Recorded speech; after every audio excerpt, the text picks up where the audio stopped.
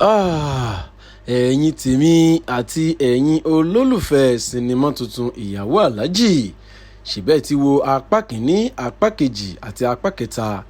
Ǹjẹ́ ẹ̀yin fẹ́ wo apá kẹrin sinimá tuntun ìyàwó aláàjì yìí? Ẹ tẹ subscribe button, kí ẹ láìkì, kí ẹ sì kọ́mẹ́ǹtì, ká sẹ́ndì líǹkì part 4 sí yín direct. Yorùbá bọ̀ wọ́n ní àìrìnjìnnà láìrábùkẹ́ ọ̀kẹ́rẹ́, tá a bá rìn dáadáa a ó rí àbùké tó lo face cap. Alhaja Ramat nínú sinimá yìí wọ́n pa ìyáláyà àti baba ńlá baba irọ́. Mo ti ń rìn láyé mi ò rí èèyàn tó pa irú irọ́ báyìí rí.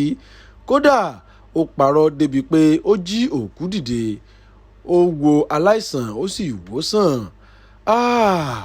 Kò sí ẹni tí Alhaja Ramat kò pa irọ́ fún. Ṣé lórí ọkọ àárọ̀ rẹ̀ ìyẹn Shehu Abdullateef tó jẹ́ Lateef Adédìméjì ni a fẹ́ sọ ni? Àbí Alhaji Hussein tí ó pàdé lójijì tó sọ fún un wípé òun ọmọ Saudi ni òun, pé Saudi náà bí òun sí? Ó mú lámbà yílẹ̀ débi wípé ọkọ rẹ̀ àkọ́kọ́ tí ó kọ́kọ́ fẹ́ ìyẹn Shehu Abdullahi ìyẹn sì bú sẹ́kún níbi tí wọ́n ti ń jẹun. Ó ní nígbà tí ọba Saudi rí òun, ìṣe ni ọba Saudi bú sẹ́kún tó ní Alhaja Ramat rèé.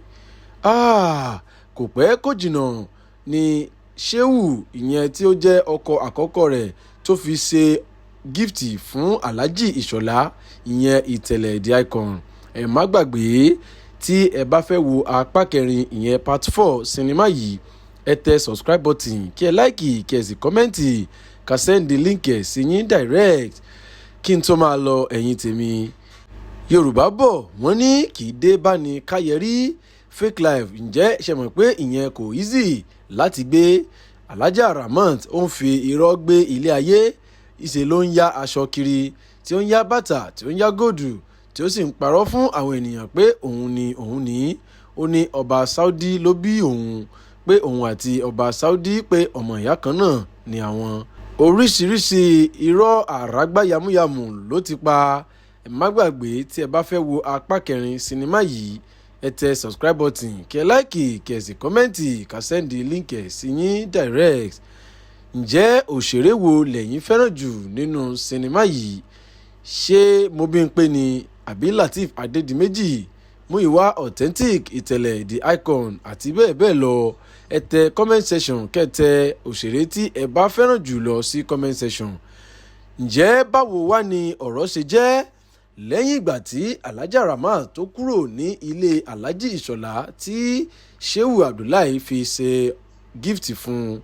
Nígbà tí Alhaji Ìṣọ̀lá lọ mú Ramat níbi tó wà, ńṣe ló sá lọ kúrò nínú mọ́tò tí ó sì lọ sí ilé ìgbafẹ́ ìyẹn hòtẹ́ẹ̀ tó fẹ́ lọ máa gbé bẹ̀, kó tó di pé ó ṣalábàápàdé Alhaji tí ó ní hòtẹ́ẹ̀ ìyẹn Múyìwá Adémọ́lá Authentic. Alhaji yìí ló wá forí kó gbogbo irọ́ bàǹtàbàǹtà tí Alhaja Ramat ń pa.